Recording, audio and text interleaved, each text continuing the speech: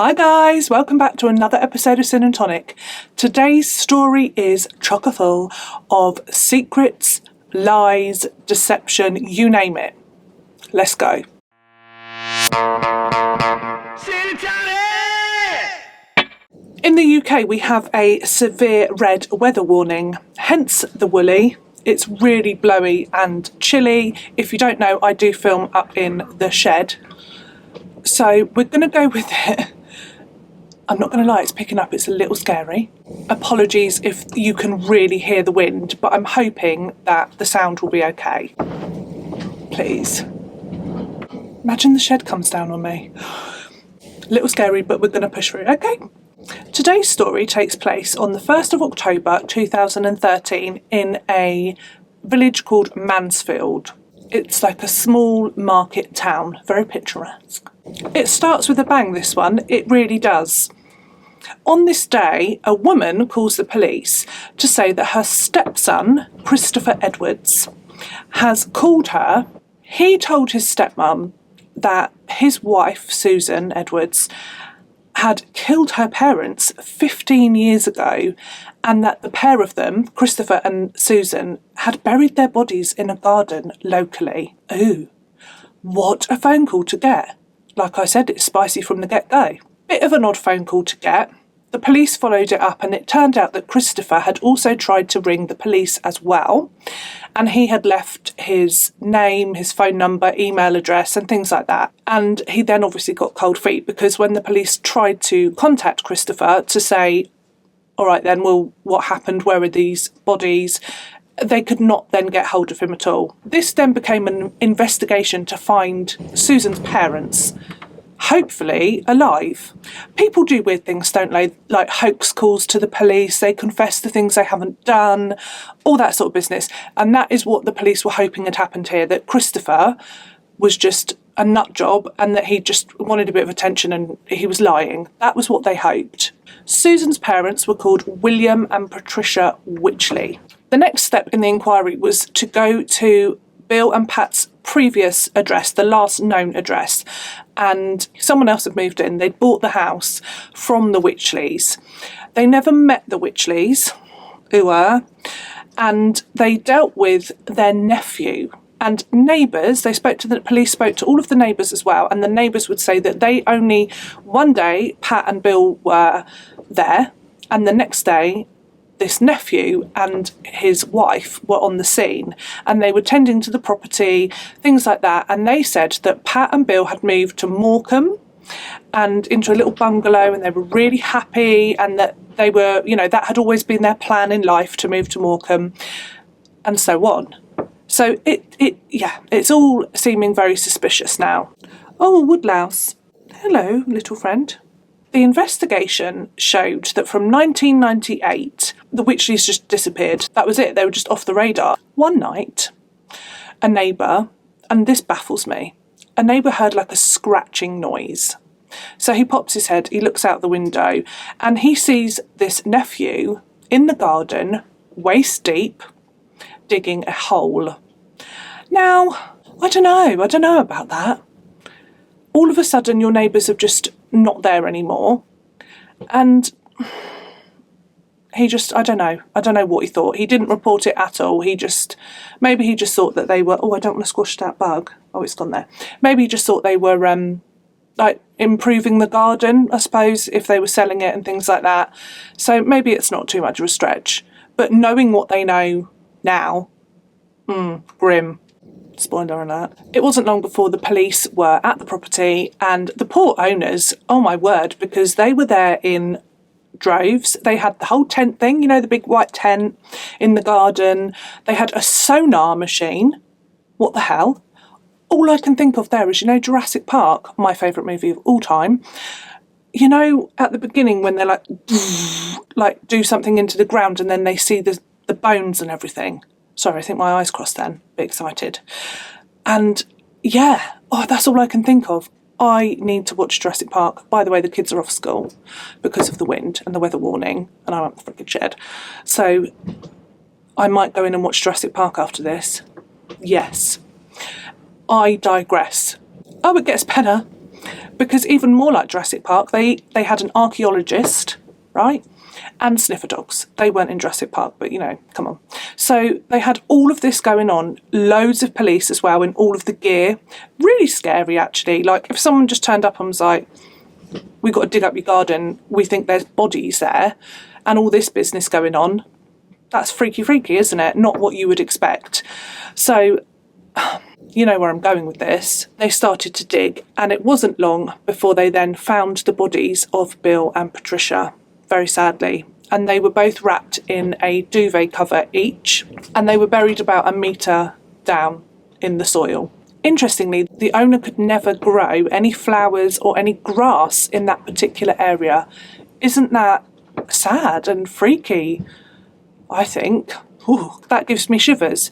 So nothing would grow above these bodies. The duvet covers, they were wrapped in 2 separate duvet covers, and that kept it quite neat for forensics, because one body and all of the remains, obviously 15 years, that's a long old time. So it's not a body as such anymore, it's remains. So it kept all of the remains of Bill together and all of the remains of Pat together, and it enabled them to then find some further evidence, which was 2 bullets. So each duvet cover with remains had 2 bullets in each duvet cover. Just to make it clearer, because you would like to think, wouldn't you, that if you went missing, somebody would miss you. And 15 years, nobody for 15 years was like, where's Bill, where's Pat? But the couple were, neighbours would say this, and family members, so they were interviewed and things like that. There was a documentary as well, and they would say that Bill and Pat, they were very, very reclusive. They had a very small world. It was the pair of them, and actually, in fact, it was even more reclusive than that. I'm so sorry about this wind. Because when they were out and about, like seen in the community, Bill would be 10 paces ahead of Pat. Like they wouldn't walk together. She'd be dodging along behind and he'd be sort of 10 paces ahead. So it was even like they were like their own entities. They didn't need lots of people around them. They didn't have lots of friends. Well, they didn't have any friends. And they had a couple of family members that they didn't really speak to. Bill had one niece that he would write to quite regularly. So he would write to this niece. And that was about the only communication, other than with their daughter Susan, that the couple had. They would say the bare minimum to their neighbours, and they just wanted to get on with their lives. They weren't like friendly, chirpy neighbours. I'm so scared. What I'm getting at is there wasn't really anybody to miss Will and Pat. And that might sound sad, but that seemed very much like the way they wanted to live their life. They were quite happy like that.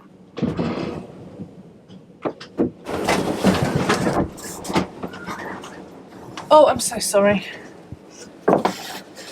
How the fuck do I get in again? I got out and now I can't get in again. Oh my Christ on a banana. Oh, this is just, oh my Lord. I can't shut the freaking door. Oh. Did I do it? Where's the handle? I'm going to smash my fingers. Oh my God. The shed door flew open. I had to go and close it again.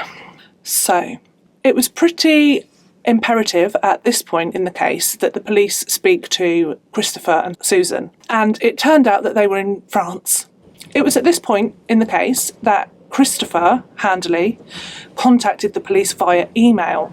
And in his email he said, we're going to hand ourselves in. My wife is really scared. We know that we need to come back to the UK and hand ourselves in. And so that is what they did. He said where they'd go and what time and everything, and the police were there and ready, and they picked them up and then they took them in to interview them because what the hell? And they were an odd couple.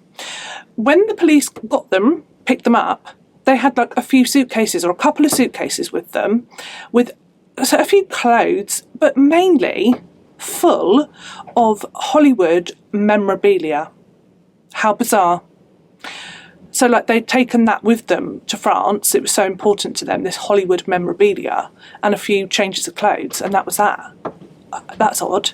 And it was really clear in their interviews that they had rehearsed what they were going to say, and it was too perfect. Their stories were almost word for word. Equally odd was how emotionless they both were when they were talking about what happened. Really cold. Here is their story. They both said that in 1998, Susan was staying at her parents' house, the house where they were found in the garden. And it was a bank holiday weekend, and that's why she was there. She was visiting them. She said that one evening she could hear her parents arguing in the middle of the night, and then she heard 2 gunshots. How the hell? Okay, anyway, she heard 2 gunshots. Let me just say what she said. She heard the 2 gunshots, so she went into her parents' bedroom and she found her mum with a gun standing over her dad's now dead body. And in blind rage at her mum for killing her dad, she took the gun. Somehow she got the gun off of her mum, and then she shot her mum to death. This is the story. She then returned to London to be with Christopher, but she didn't say anything to Christopher about what had happened. She went back to London for a whole week and then convinced Christopher that they needed to go back up to Mansfield to see her parents again. And he was a bit like, oh, okay, right. So they went back to Mansfield the following weekend. They got a fish and chip supper, and they were sitting in her parents' house having their fish and chips for tea when she broke down and told him that her parents were shot to death upstairs in the bedroom. What a dinner time conversation. They finished their fish and chips, and then they buried her parents in the back garden that evening. So many things wrong with that story. So many things wrong. And also to tell that story, both of them, with no emotion, that secret that you've had for 15 years. Also, if you witnessed your mum standing over your dad's dead body and she shot him, and then you're so enraged and so upset that she's murdered your dad, that you shoot her, you're not going to shed a tear for that? Bit sad? Like, do you know what I mean? No. Wrong-uns. There was only one discrepancy in the couple's story, and that was when the police grilled the couple about their stories, because they don't just go, oh yeah, okay, take your word for it. They ask them lots of questions, and I guess they try and trip them up, don't they, a bit, especially if they think that you're guilty. Maybe anyway, I don't know, they just go hard. So she says like she's ever been interviewed by the police. I'm guessing. Anywho, they were asked about the night that they buried the bodies, and one of them said that the bodies were stiff. Lovely. One of them said that the bodies were soft. Now, if they had come back a week later to bury the bodies, it wouldn't be possible. Rigor mortis would have passed by that point, so the bodies wouldn't be stiff any longer. I hate that word. You know what I mean? So it was tripping them up a little bit in their story, because whoever was saying that, it would suggest that they had buried the bodies a lot sooner than a week later. This is where it gets spicier, because in their investigation, they look into Susan and Christopher in depth. Like, who are these people? What do they do? What's going on in their lives? Blah. And they discover that Christopher, cheeky what's it, he is a gun enthusiast. Now, this was like, oh, things are falling together now, because in the UK, we don't have guns. So you can't go and buy a gun. Like, the only people that have guns are farmers. I think you have to prove that you are a farmer, or I'm going to have to Google it. So some firearms are completely prohibited. Handguns, for example, no, you can't even own a handgun. So you can have a shotgun or a rifle. Okay, yeah, so they will come and interview you, check your property, criminal records, and you need references from friends as well. And you have to prove that you would need the firearm on a regular basis, which is only for work or sport or leisure. So if you wanted to own a antique, if you wanted to buy an antique gun, you'd still have to go through this process. Oh, and you have to give them your previous medical history to say that you haven't got any mental health issues. So that is why when there is a shooting case, I'm like, what? How did they get a gun? Obviously there's a black market for things like guns and stuff, but it is really rare here to hear of a gun murder. When I read that Christopher was a gun enthusiast, which means that he owned lots of old guns and things like that, so he would have had to go through the process that I've just mentioned, proving his mental health, blah, blah, blah, in order to own any guns. And he obviously had to prove that it was for leisure, like collecting them and stuff like that. However, when the police searched Christopher's gun collection, a revolver was missing. The revolver that was missing was a .38 revolver, I don't know what that means, sorry, and the bullets that they recovered from the remains belonged to a .38 revolver. So it's not looking good, is it now, for Christopher? But it's all making sense. The police really strongly believed that Christopher had in fact used his .38 revolver and that he had shot both of Susan's parents, and that Susan was in on it, but that he was the one that shot them. They thought that the couple was shot, accurately, and it would be unlikely that Susan's mother and then Susan, who had no experience with guns at all, would be able to make those shots. And it was just fishy as hell, wasn't it? They just knew that the couple were lying to them. How did they prove that Christopher had killed Susan's parents, Bill and Pat? First of all, they went to the niece that Bill would speak to regularly in letters, write to, safe. And she had some information that proved handy. She said that Bill was so against the marriage of his daughter and Christopher. He did not like Christopher, not a bit. And it was a very strained and tense relationship.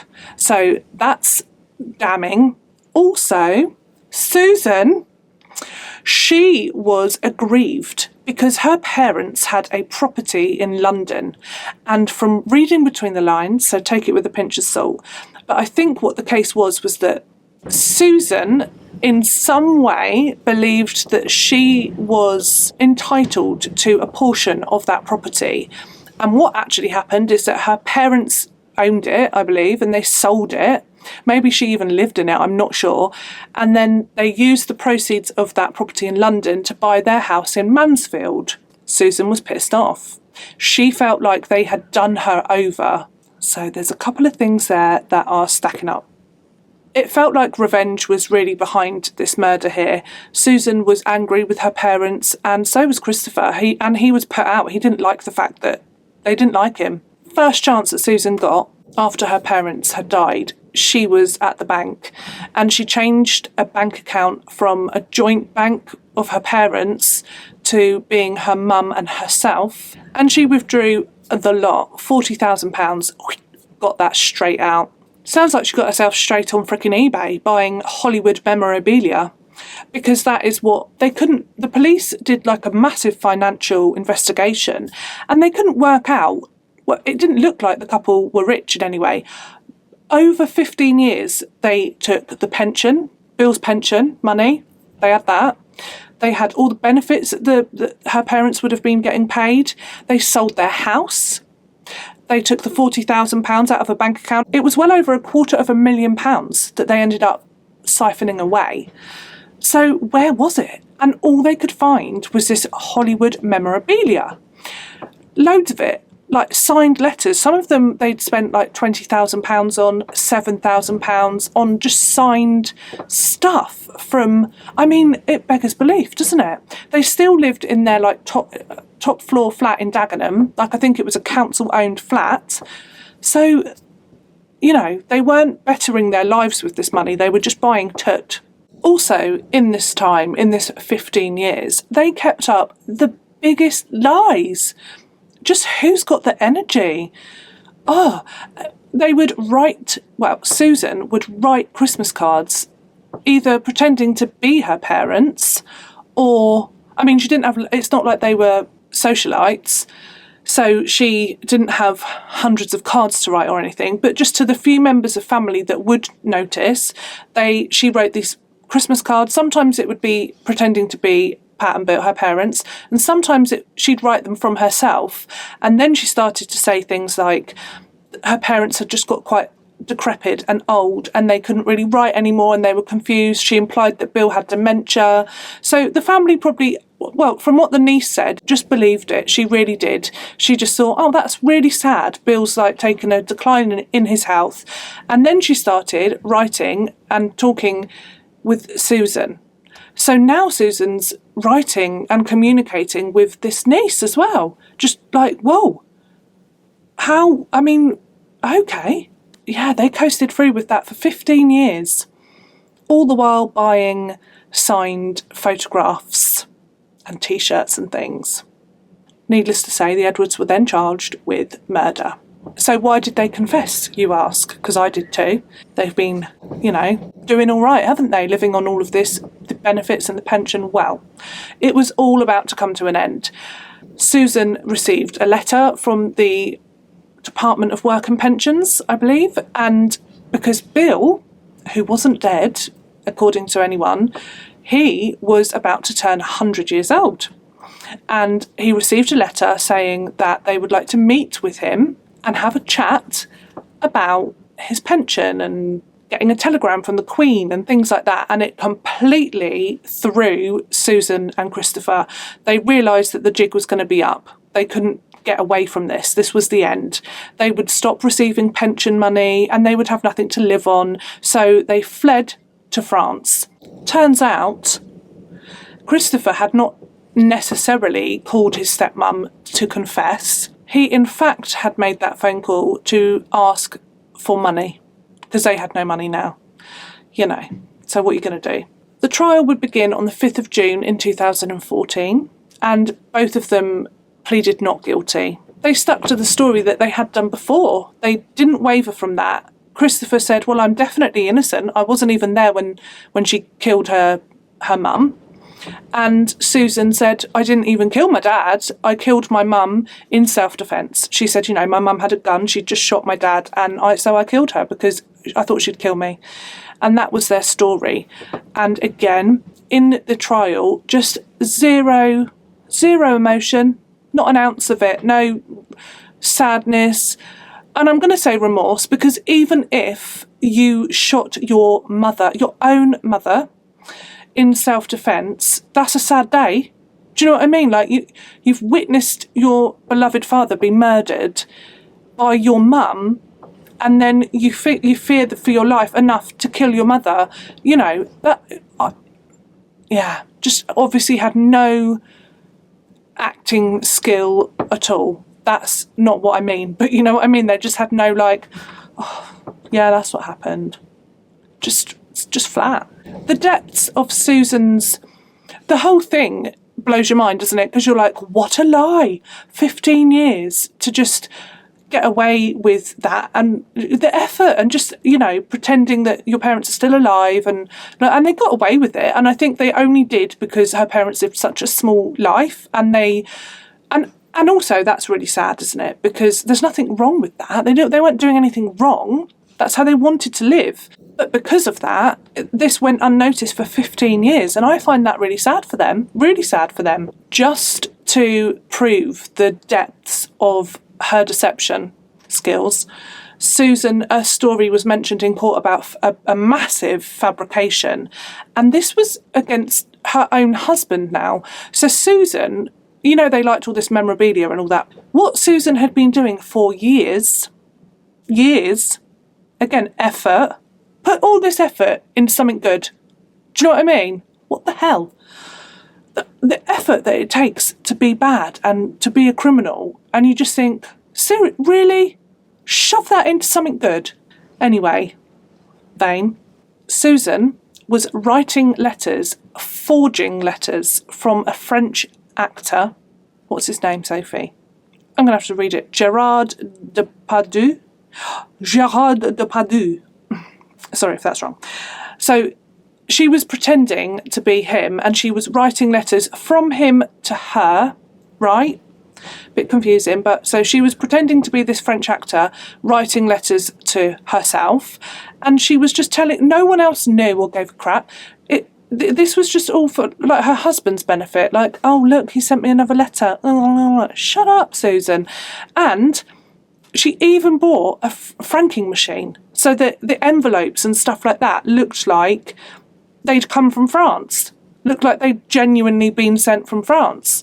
What a douche.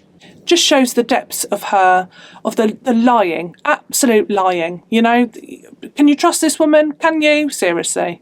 The couple remained emotionless even when they were told the guilty verdict. They just